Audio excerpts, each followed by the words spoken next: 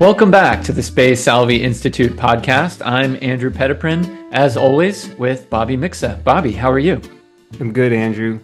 How are you doing?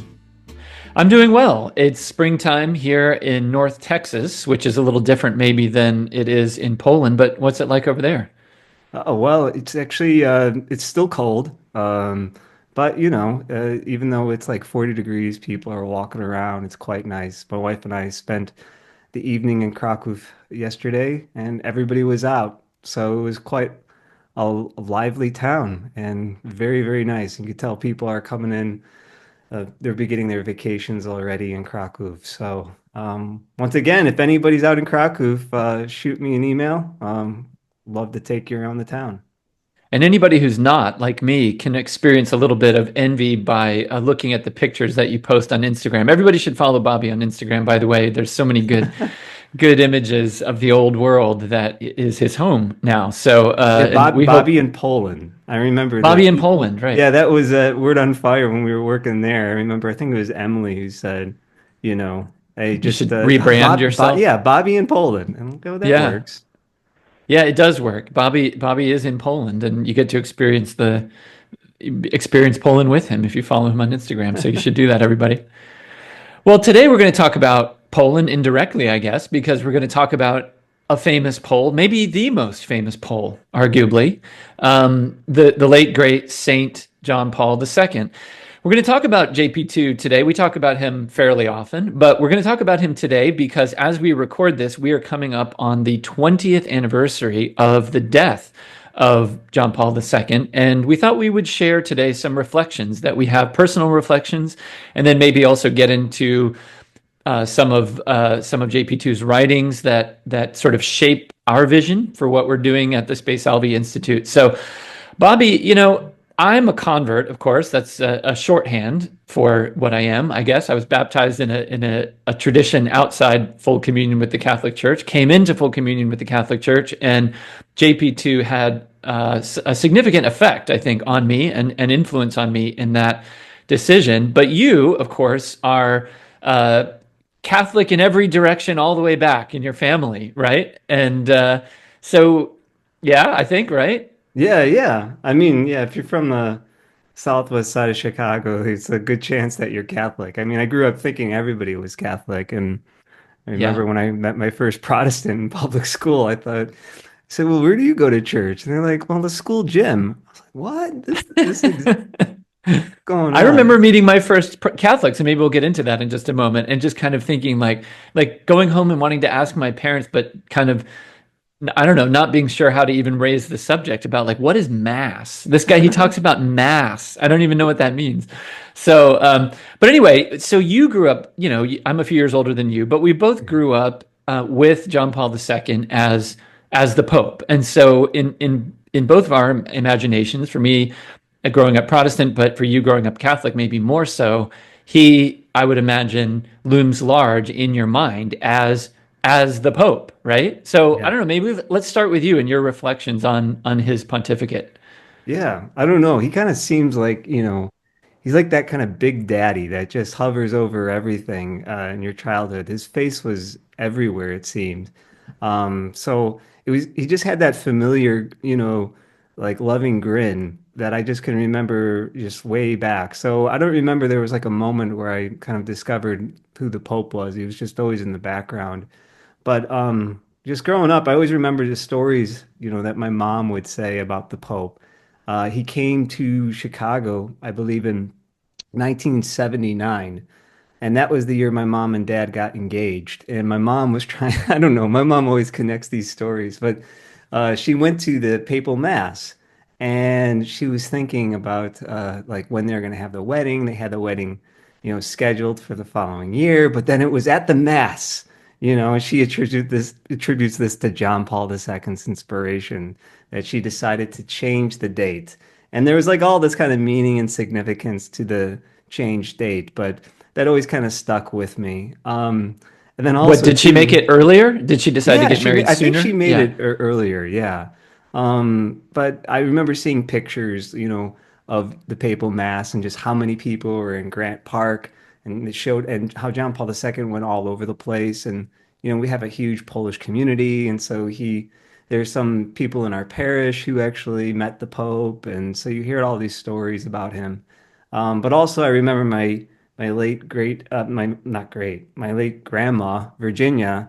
She I'm sure always she was said, great, "Oh but yeah, not your great grandma. she was Yeah. great. She was a great conversationalist. I say late because she died last year, but she always said, we have a good looking Pope." And I always was like, yeah, he is good looking. He was a God, handsome man. he He was a was, yeah. handsome man. So, anyways, but John Paul II, I didn't really I think appreciate him until I think it was my freshman year of high school already. Anyways, I had this in the eighth grade. I think by going through confirmation, I had this like almost religious awakening then. And I met some people who were a little bit more devout, and they were introducing me to John Paul II and all that stuff.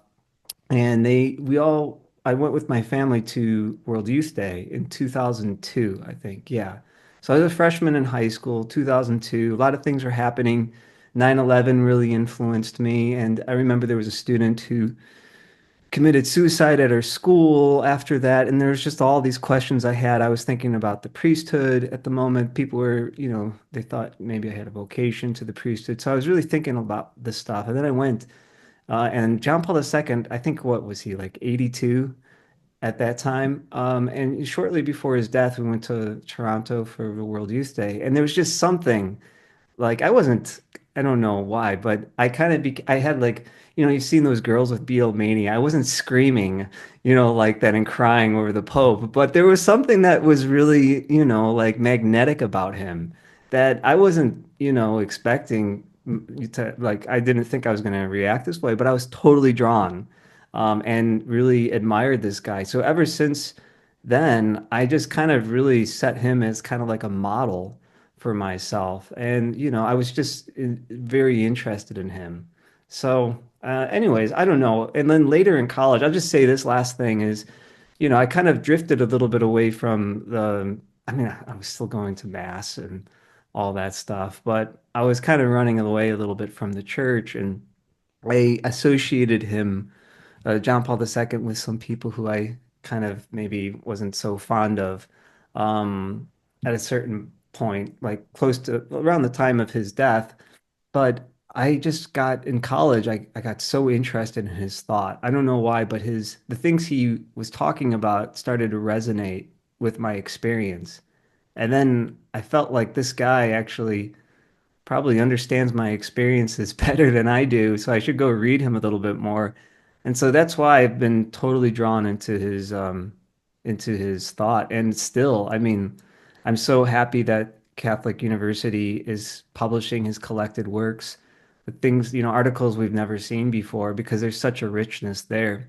And I'll just end on this. I mean, one of my friends out here in Krakow, Shimon, um, Shimon is like, I mean, Shimon, I don't know how he finds the time to read, because he's doing so much, but he really understands John Paul II. And I remember one time telling him about that, like that John Paul II illumined my experiences. And he said, because John Paul II completely understood the human better than anybody else. And so any experience that you have, John Paul II writes about that, and he's not afraid of that. So that kind of was liberating for me because sometimes, the way I approach Catholicism is like, oh, okay, well, it can address some of these experiences, but not these. But yet to kind of like see that, no, Christ is the answer for all.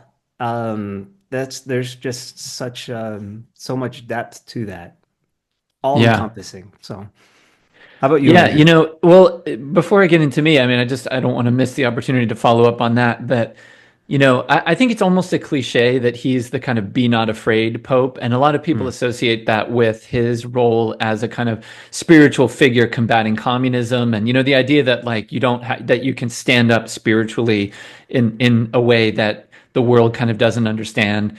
Hmm. Um, but I also think, and I think that's 100% true, but I also think you're right. And let's get into this after I make some remarks about my own memories of JP2, but like how he himself, he exemplified that in his intellectual life too, that he was not afraid of any topic. He was not, Right. I mean, because the church isn't afraid of any topic. The faith is not, is not sort of susceptible to destruction by questions or by explorations, right? And Mhm. so it was really, and I didn't understand this at all, really, frankly, Bobby, until I met you and started talking to you about kind of I swear to you, it never even occurred to me that Karol Wojtyła, John Paul II, was a philosopher. Like I had never, that thought had never crossed my mind, Yeah. frankly. And it's really interesting and important that that's true, right? Yeah, no, and we've talked about Luigi Giussani so much and how John Paul Yeah. II supported the CCL and, that it's like, okay, reality. But, today I had to actually present to the kids some of the stuff they're covering Mao, Mao, the communist leader in China. And we were talking Oh, the about, chairman. yeah, yeah, Chairman Mao. Yeah. Anyways, and they were going over, let 100 flowers bloom, all the 100 flowers campaign. And, Yeah. it's kind of like, okay, well, let everybody, all the intellectuals come out and, speak their opinions and criticize. And we're just going to like have this free for all open discussion and have dialogue. And then all of a sudden, it's like you could think it's a ruse for him to eliminate all of his opponents. But there's kind of this, like you say, maybe fearfulness to this where Hmm. power is primary. And I was thinking the whole time we were presenting this that, like, actually, yeah, all the people that maybe I kind of had sometimes a little bit of trouble with in the church that I felt like they had more of an ideological approach where it was like, okay, we have to have the answers. We have to have the answers. And but Yeah. there was a fear because actually what they had, it wasn't actually, they wasn't comfortable with the like uncomfortable kind of silence that you have to have in the response to reality. That Yeah. maybe somebody like John Paul II, living close to Auschwitz, maybe had to grapple with that and all these horrible experiences people were going through in Poland, and that the whole history of Poland that you just can't come to it with an answer, but Christ is the answer to it. Yeah. As like, you just don't want that to turn into some cliche. But anyways, I'm going off on a tangent. No, not at all. And let's get right back to that. But I guess since we're gonna open with some brief reflections of our own, Yeah. I'll just add this real quick from my early days. As I say, of course, I was a Protestant. We didn't have a picture of the Pope on our wall or anything like that in our house. I remember seeing him on the news, just like anybody else, that kind of thing. But I didn't really understand what he represented until the early '90s. So I remember a couple of things happened. This is really funny, actually, Bobby, that these two things happened in kind of like rapid succession in my mind. So it was the fall of 1992. I remember this distinctly. And I had a friend. He was one of my first real Catholic friends, his name was Mike Zielinski, and he was a Polish American. Mike, if you're listening, I've lost track of you long, long, long ago, but maybe you're out there. But anyway, Mike Zielinski, we had to do this project for school, and we had to write a letter to our hero, and I believe I wrote mine to Cal Ripken Jr., the baseball player. I'm pretty sure I did. I'm not 100% sure, but I'm pretty sure. He wrote his to John Paul II, and I remember him reading it. Yeah, we had to get up and read them in class. And I remember he explained in his letter that, it's basically like, you're a Roman Catholic, I'm a Roman Catholic, you're Polish, I'm a Polish American. And it was this, and I remember just at the time thinking like how sweet that was, kind of. Well, right around the same time, I was pretty young, I was only like 12, 13 years old, but I was really into comedy and I was really into Saturday Night Live.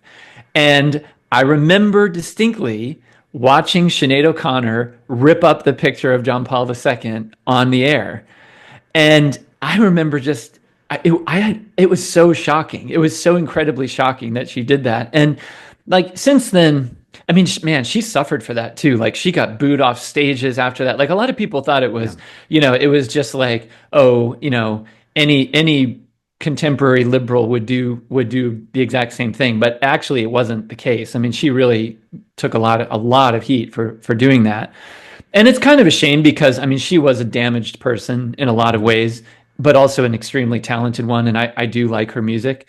But the interesting thing, and not to get controversial because we're here to praise JP too, but But I mean, she specifically said in the aftermath that there was all this like abuse going on that was being ignored. And this is 1992, right? I mean, this Hmm. is 10 years before there's going to be big stories coming out. I didn't know Um, she said that in the well, I context. mean that I don't know specifically what abuse she was talking about, and maybe some Okay. of our listeners are going to like rain down rain down hate on me for like sympathizing even the smallest bit because you should never rip up a picture of a pope. Please don't ever hear me wrong about that. She was a very damaged person. She had a lot of problems, psychological problems.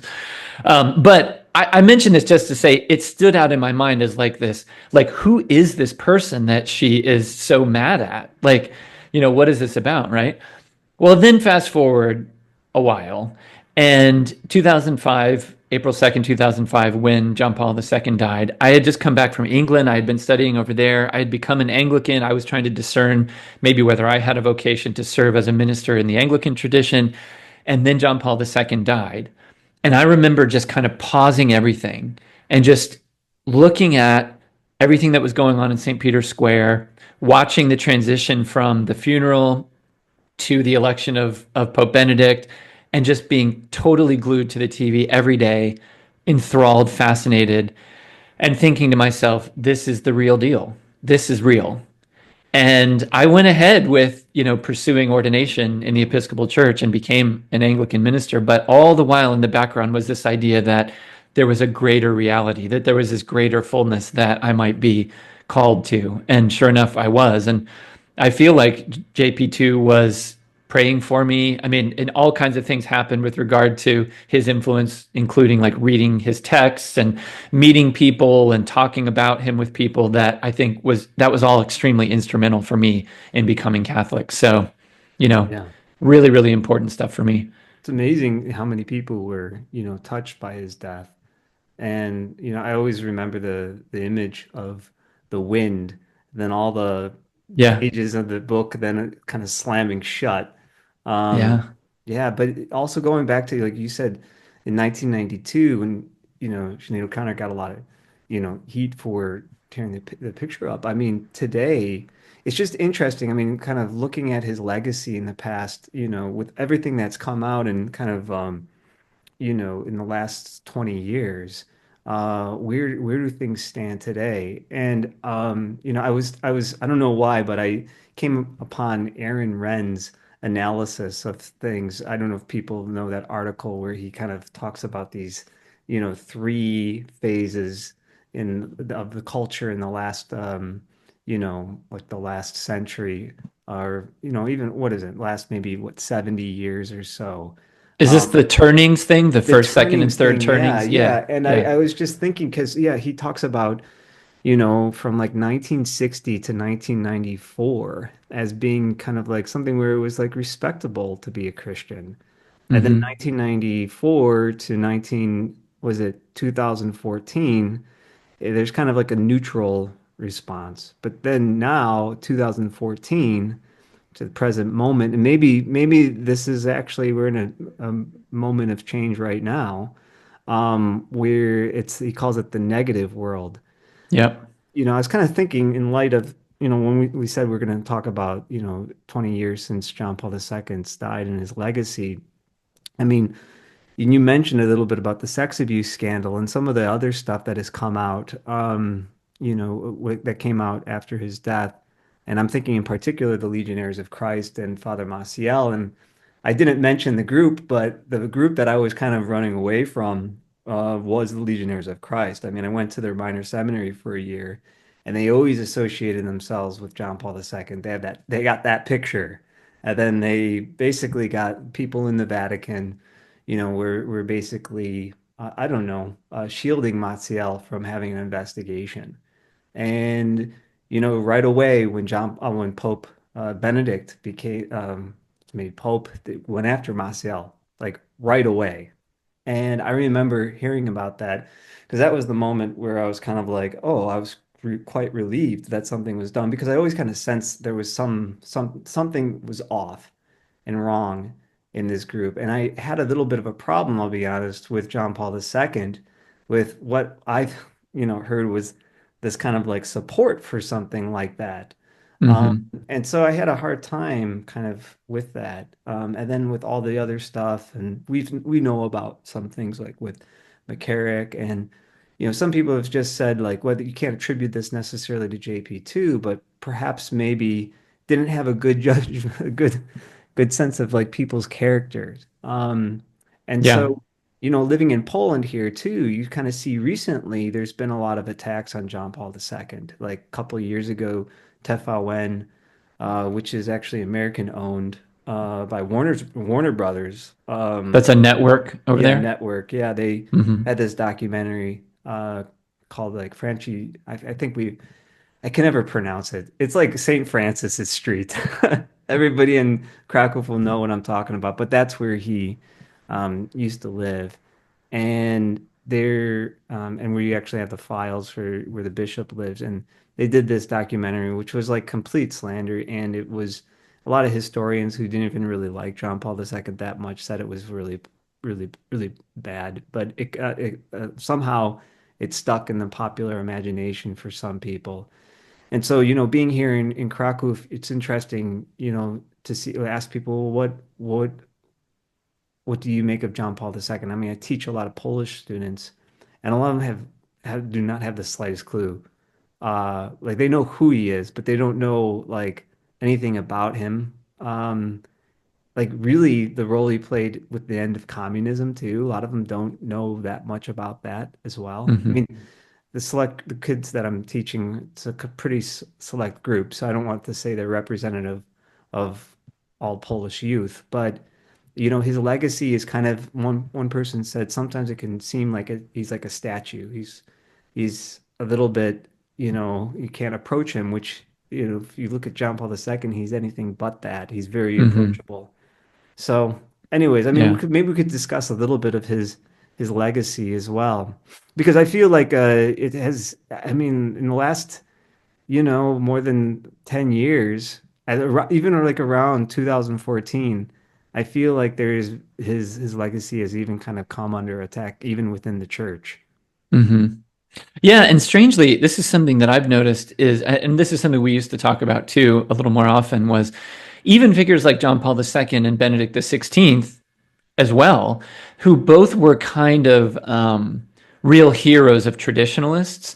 Mhm. Um, in some ways aren't really anymore. I mean, because like some traditionalists hate Vatican II and therefore, right, or at least have the kind of like, a view of it that isn't entirely positive. And so then they've now kind of stepped back from their adulation, or maybe it's the children of people who used to be considered traditionalists and now their kids are kind of Yeah. more We even something have guys else. like And Eric Sammons making all these videos, like not necessarily ripping on Pope John Paul II, but yeah, kind of, really being very critical of John Paul.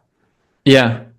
Yeah, I don't know. I mean, and I mean, and I think this is tricky. Like, and maybe when I think about this, I always have to watch myself that I not still think like a Protestant. Maybe this is always a problem, probably going to be a problem for me my whole life. But I mean, John Paul II is a saint, so I know I need to like regard him as such. And yet, it's not really a problem for me to step back and say he wasn't perfect. I mean, he at all, right? Yeah. And so, and it's for me anyway. I don't see a real problem acknowledging something like that. And because no matter who it is, I think like people in the past are kind of frozen in ways that aren't real, Yeah. and then those images get distorted further and then used for a season by one group in one way and then transformed into another way, and that's just the way that it goes, I suppose. But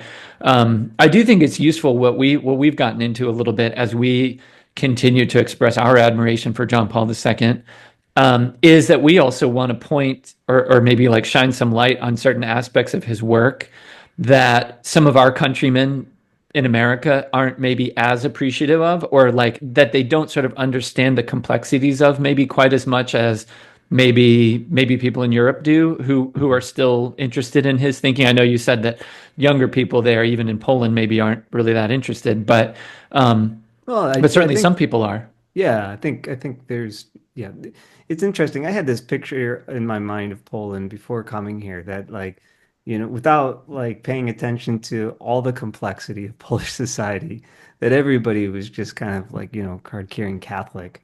But then you read the history of Poland, and there are a lot of figures in this a group of people. So, anyways, I don't Yeah. want to, paint with too broad a brush, but Yeah. yeah, let's talk about like John Paul II in Europe and some of the contributions he made. I mean, because it's really like fascinating to look at how interested he was, because like near the end of his life there, the EU was really going, and he was just calling them back to Hmm. their Christian identity, to their Yeah. baptism. And so, in all of his addresses in Poland, he refers to the baptism of Poland. I know, Andrew, you know a little bit about that too in the French context.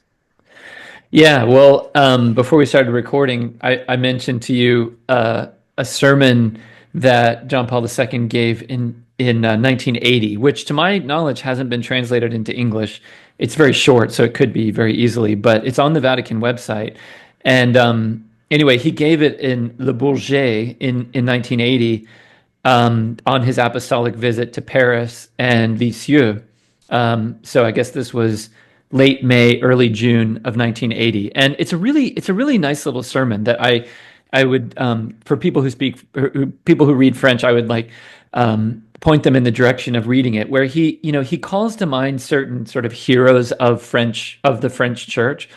He talks about Joan of Arc, Francis de Sales, Vincent de Paul, Saint Jean Vianney, Bernadette of Lourdes, Thérèse de Lisieux, and some other ones, and he sort of like is trying to remind France, and this is way back in 1980, right? So this is still very much within that respectable religion turning, I suppose, although maybe the turn had already started a little sooner in France than in a place like the United States. But anyway, it's this great sort of like reminder of their identity, and it ends with this great line where he says, "Well, permit me to conclude by asking you, France, eldest daughter of the church, are you faithful to your baptismal promises?"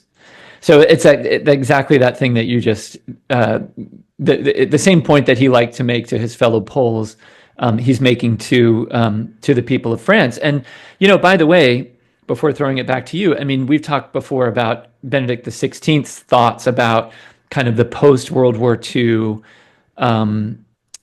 kind of arrangement of things and kind of the idea, however maybe unlikely it was that it was going to work, but the idea that there should be an attempt at some kind of Christian imperium, some kind of new way of organizing Europe.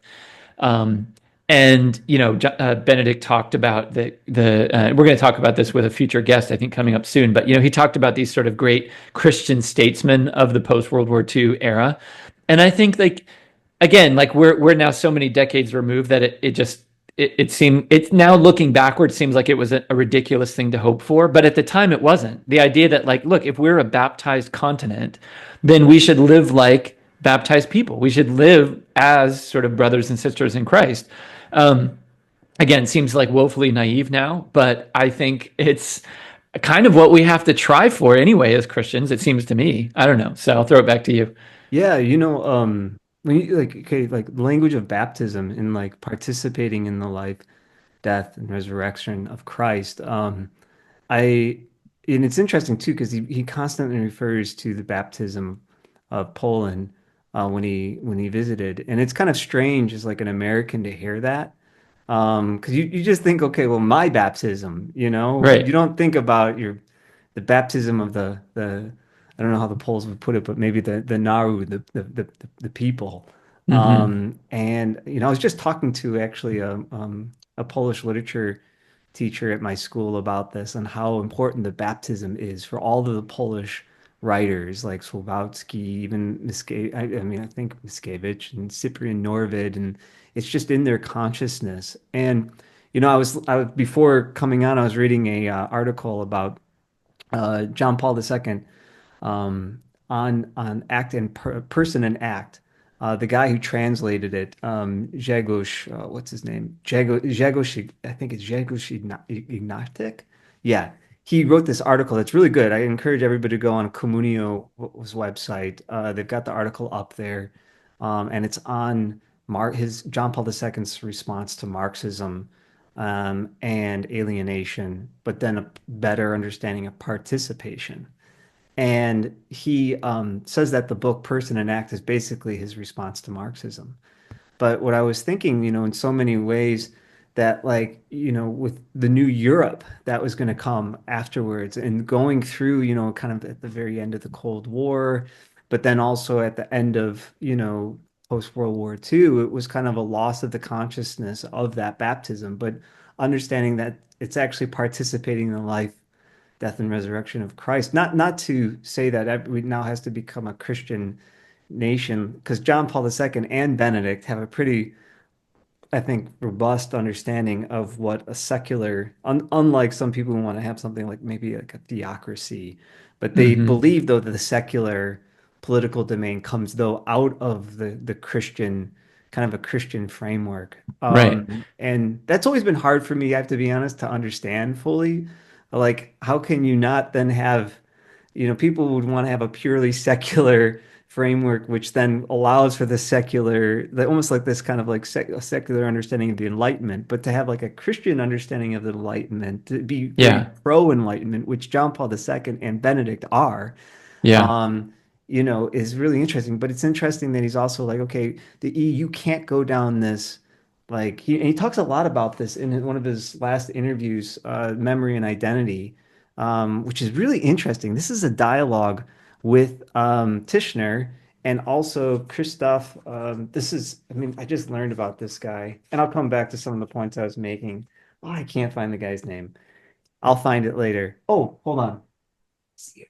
Let's Oh, I got the book somewhere else.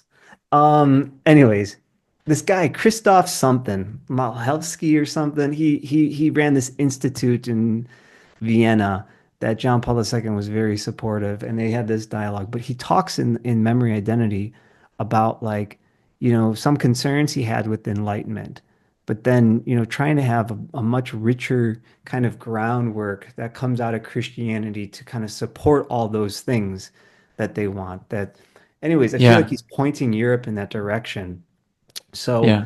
yeah, I mean, but we talked a little bit before about like how much he was focused on Europe near the end, Hmm. and even like Yeah. Ecclesia in Europa. Yeah. Yeah, let's talk about Ecclesia in Europa. I have a few other thoughts based on what you just said, but maybe talking about Ecclesia in Europa will get us there. I was just looking at that again recently, and for those who haven't read it, it's a terrific document. It came out in 2003, so right at the end of John Paul II's pontificate. I have to think, Bobby. I looked this up and I couldn't find any information, but I have to think that probably Ratzinger was involved in writing the document. Do you know about that? I don't know, but I'm sure he had a hand. It seems like he must have. Uh, probably all of our listeners know this, but papal encyclicals are very often written by someone else, and they're written by someone who sort of has a special purview Mhm. that that particular pope is sort of admires and wants to include as part of his message, part of his like kind of theological passing on or handing on of the faith, right? Yeah, So who knows? Anyway, but it's in John Paul II's name, and no doubt a lot of it comes directly from him because it's something that it's full of stuff that he thought about throughout his career as a philosopher and as a churchman. But to your point, sort of about the Enlightenment and secularism and all of that, there's this great part. I was looking at this section today, section 3 of Ecclesia in Europa, called "Evangelizing the Life of Society." And he, in a way, again, I mean, this was more than 20 years ago. So I wonder how you would have to make some of these same points now, because I get, he's still writing within, like, at least trying to hang on to this general idea that, like, maybe it's not too late to remember that we're Christian, that we're a Christian people, and that we need to kind of not lose sight of the way in which our culture is supposed to be kind of, and our whole existence is meant to be kind of informed by that reality. But there's this part when um, I almost think it's sort of looking ahead and maybe even speaking into the future to people like us who are Americans by nationality, but who maybe have a slightly offbeat view of something like evangelization back to our people in America, which where we think it actually includes and maybe even features prominently looking back to the old world and its treasures as a way to kind of discover what it means to be a Christian people in the new world. And he says in this one section, he says, nor should we overlook the positive contribution made by the wise use of the cultural treasures of the church. These can be a special element in the rekindling of a humanism of Christian inspiration. He says, when properly preserved and intelligently used, these living testimonies of the faith, as professed down the ages, can prove a useful resource for the new evangelization and for catechesis, and lead to a rediscovery of the sense of mystery. I just think that is like one of the best couple of sentences that I want to kind of digest as a way of thinking about like what it means to be a Christian in the 21st century, honestly. Yeah.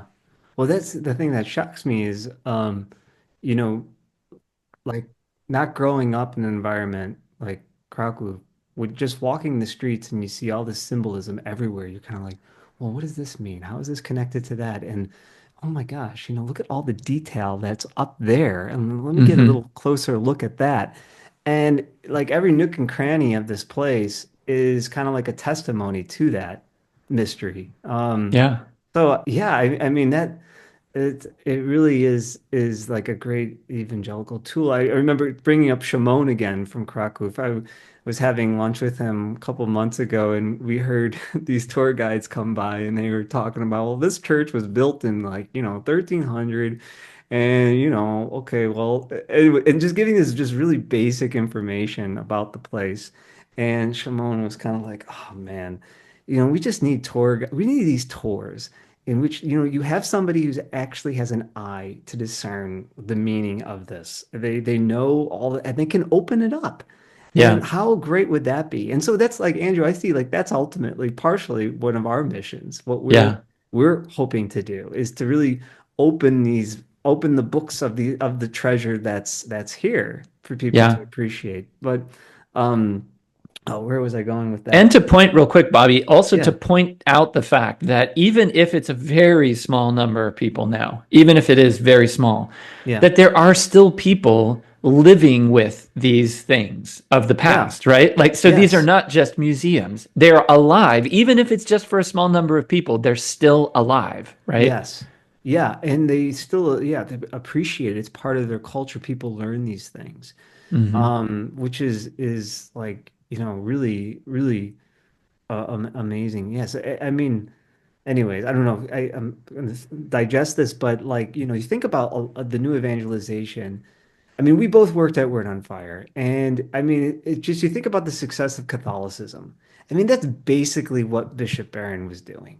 I Yeah. mean, like in so many ways, yes, he was giving a catechesis, an overview of the whole faith, but the success of that was coming to these places, and Yep. like, he started off as a tour guide in Notre Dame Cathedral.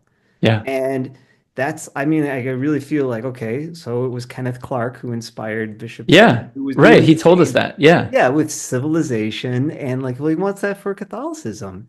Yeah. And so like, anyways, I think that's like that to me, that was really what interested me in the project of Word on Fire. Evangelization, yes, but in the context of coming to Europe. Because when I came here years ago and just walking the streets of Madrid, seeing these things, it was a real discovery of Christ.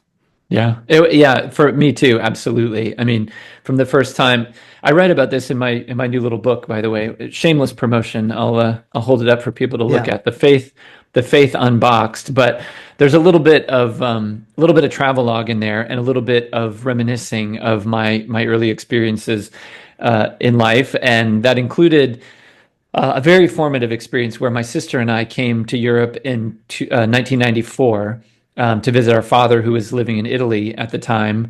And so I was 14. And we were all Protestants. My father was a Protestant. My sister and I, we had grown up kind of evangelical. But when you go to Europe, especially when you live in Italy, where do you go? I mean, you go to St. Peter's and you go to Notre Dame and that's where you go. So I remember having these experiences and feeling still a million miles away from becoming Catholic, and yet at the same time understanding that there are places on earth that contain these treasures. And I think something was sort of born in me. And I think that that's what JP2 is sort of reminding his, fellow Europeans to continue to cherish and to use. Yeah. Well, I mean, here I live in between. Okay, I live in a little small town called Shivachka, and it's right in between Wadowice and Kraków. And like not too far from us is Kalvaria. I never could pronounce the last part. Zhebedovska, I always say, but I think my wife says I always mispronounce it. So Kalvaria Zhebedovska. But they have Or this something huge, like that. something like that. They have this very big shrine on the side of this like big hill, okay? And they've got the Stations of the Cross there, and they have this enactment. I encourage everyone to go check out the little documentary that, what's his name? Oh, the guy who did, uh, I'm going to forget his name.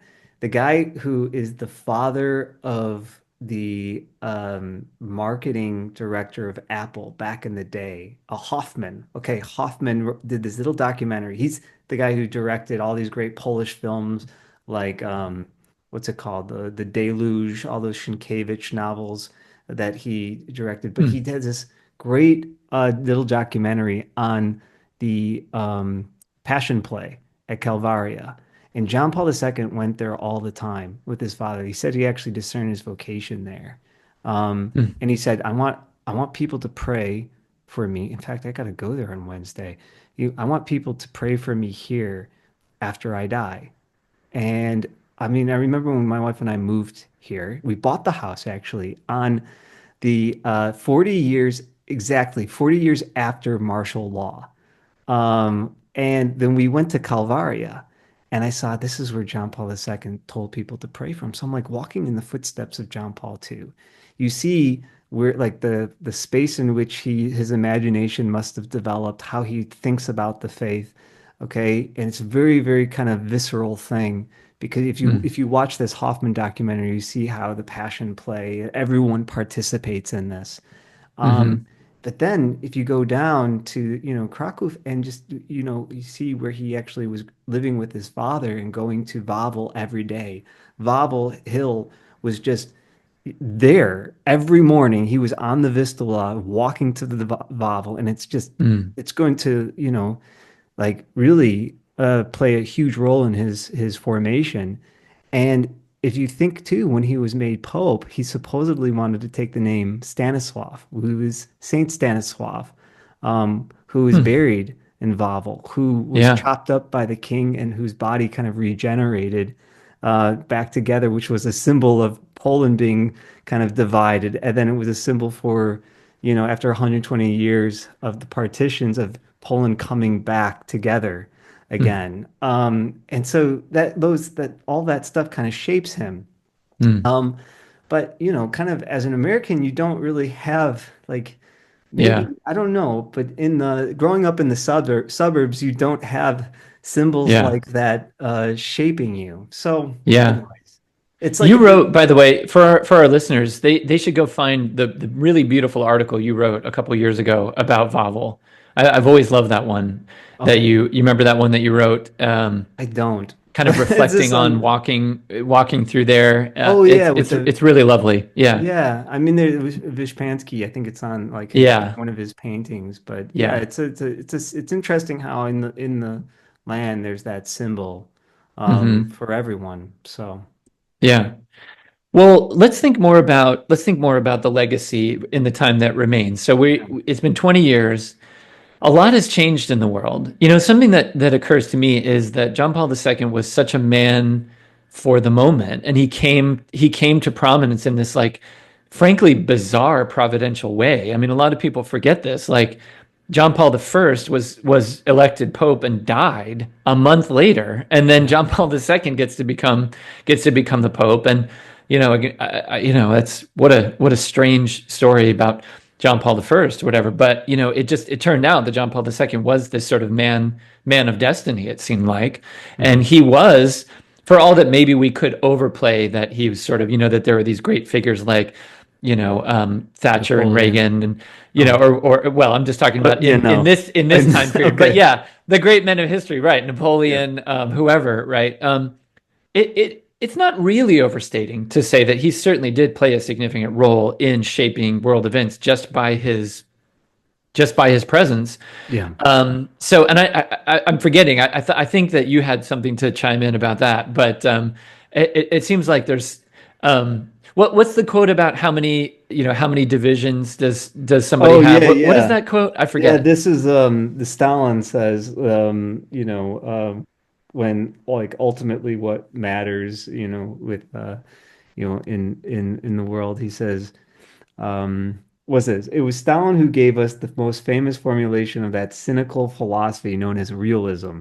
The Hmm. idea that all that ultimately matters in the relations among nations is power. Then there's the Stalin quote. The Pope, how many divisions does he have? Yeah, right. Yeah. Yeah, it's funny. I mean, I don't know, maybe not to put too fine a point on this. Like we're living in a different world now, and especially as Americans, like, America is still the great Western power. We've engaged in sort of military adventurism for too long, and I think that that's largely damaged our perception, the perception of ourselves, even at home, as like as a country that can sort of be a presence in the world based on kind of principles, and so there is, I think, a kind of American realism that is starting to dominate thinking, Yeah. and for my part, I'm finding that a little bit unfortunate. Largely because I think, okay, we need maybe some balance of realistic ways of thinking, but also never forgetting that we are certainly, if we are a Christian people and not just Christian individuals who sort of practice our faith privately so that we can get pumped up to go go do whatever it is we're supposed to be doing for a living or whatever, which seems to be the way a lot of people practice Christianity. Sorry to editorialize that way, but if we really do imagine ourselves as a baptized people, then of course what we're doing has to be governed by principles. Of course it does, Yeah. right? And I Yeah. think JP2 insisted upon that. And I think for that reason, maybe this is why some people, even nowadays, get a little frustrated with him trying to figure out what he was, because he's not going to fit in any box neatly. In the same way that the faith isn't going to. I mean, sorry again. I'm so sorry to do this, but I just wrote this book, The Faith Unboxed. Like it doesn't fit. It's not going to fit Yeah. anywhere because it's not an ideology, right? Yeah. It's not going to work. Well, I mean, yeah, think about, when he was in Piłsudski Square in Warsaw, and people love going back to this homily is like the homily that Oh changed the yeah, world. rightly so. But yet, Yeah. yes, exactly. He calls upon the Spirit, let your spirit descend. Um, and like there's like this new Pentecost. And yeah, people maybe don't like pay sufficient attention to a lot of other factors that went into the crumbling of the USSR and other communist regimes. But like, you know, John Paul II had a major hand to play in that, but kind of being this channel, the channel through which the Spirit was operating. And I think that I actually that quote which mentioned the Stalin thing, that was Charles, I never can pronounce his name, Krautheimer. Remember him? Oh yeah, He was Charles always, Krauthammer. Yeah, yeah, yeah, yeah, which the I just columnist. yeah, he had this great little um appreciation for John Paul II when he died. And I did not know that he actually, his great Charles Krautheimer's great great grandfather was the chief rabbi of Krakow.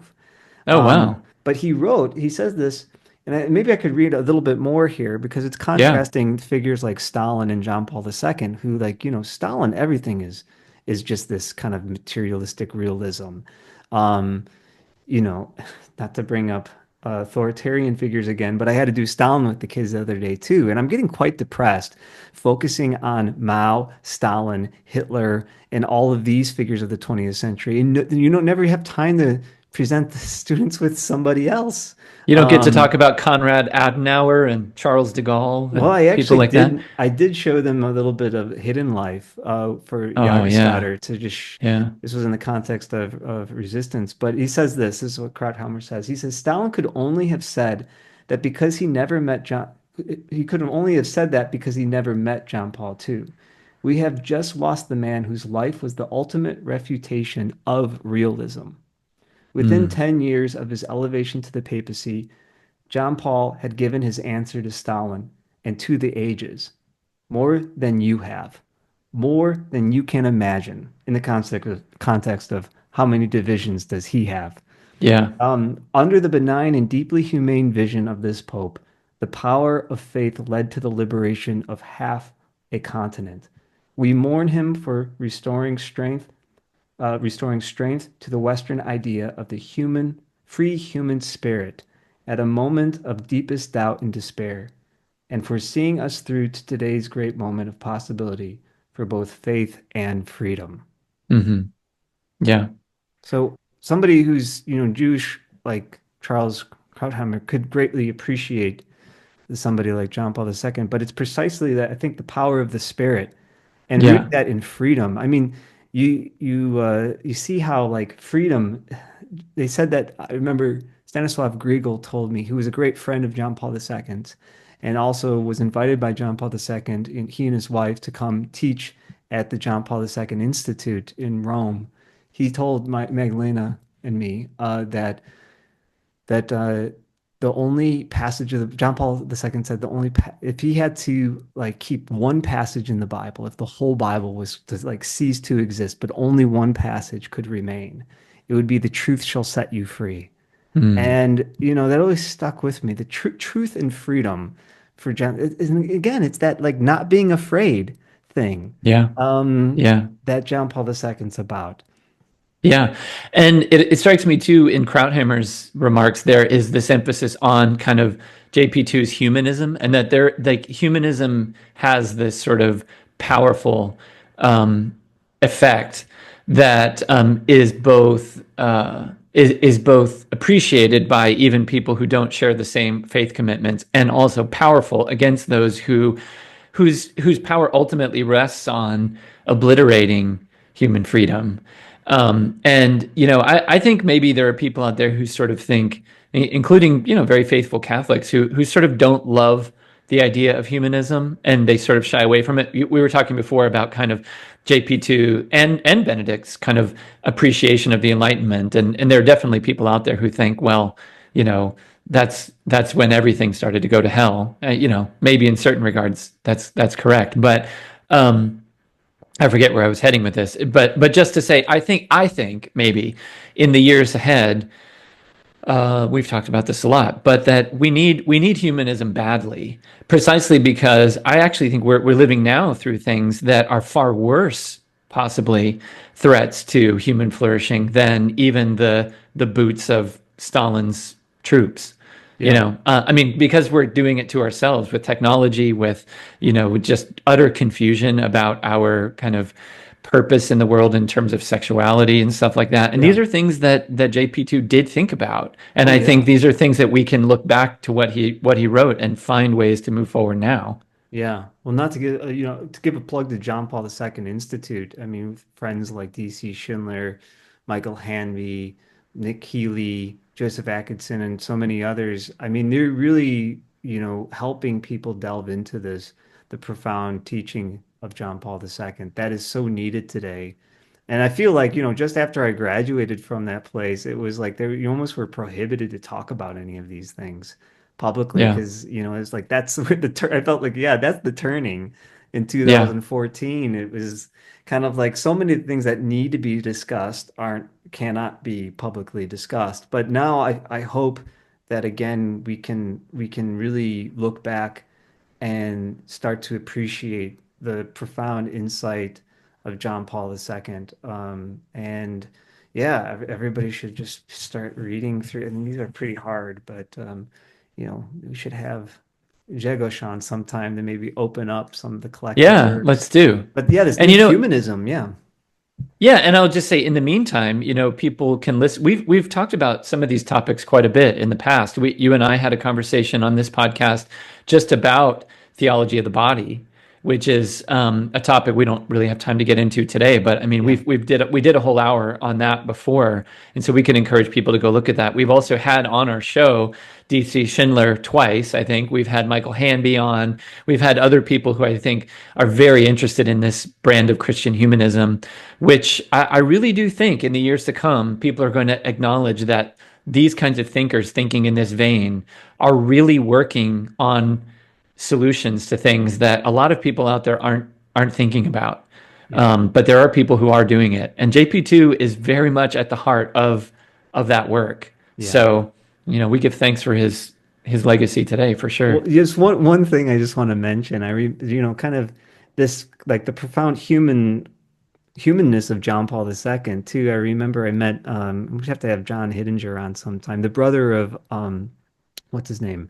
Russell Russell Hittinger. Hittinger, yeah. Yeah. And he's running the JP2 Institute of Culture in at the University of Houston. But I went and talked to him once in Houston there, and he said that he met John Paul II when he was Karo Wojtyła at CUA. And, knowing that Karo Wojtyła was also a philosopher, he asked him, well, how's the dialogue going with the Marxists over there in Poland? And he said that John Paul II chuckled and said, "You mean monologue?"